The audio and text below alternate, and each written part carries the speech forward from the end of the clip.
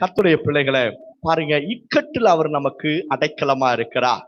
பண இக்கட்டுகள் வரும்பொழுது வேதத்தில் எழுதப்பட்டிருக்க 37ஆம் சங்கீதத்துல 39வது வசனத்தை வாசிப்போம். 37, 39 சங்கீதம் 37வது சங்கீதத்துல நீதிமான்களுடைய ரட்சிப்பு கர்த்தரால் வரும்.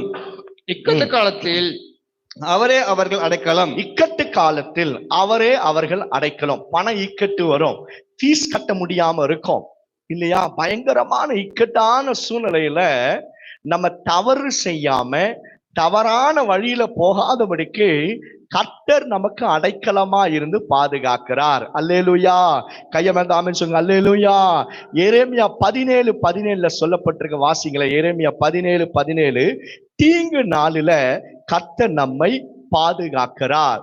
தீங்கு நாளில கர்த்தர் நமக்கு அடைக்கலமா இருக்கிறார். வாசிங்க எரேமியா 17:17 வசனத்துல. நீர் எனக்கு பயங்கரமா இராதையும் தீங்கு நாளில் நீரே என் அடைக்கலம். நீரே என் அடைக்கலம். எப்போ? தீங்கு நாள், கொள்ளை நோய் வரும்போது, தேவையில்லாத நோய்கள் வரும்பொழுது, இதெல்லாம் வரும்போது தீங்கு நாளுல கர்த்தர் நமக்கு அடைக்கலமா இருப்பார். நாங்கெல்லாம் சிறு பிள்ளைகளா இருக்கும்போது எங்க அம்மாவோட உறவினர் ஒருத்தர் இருப்பார்.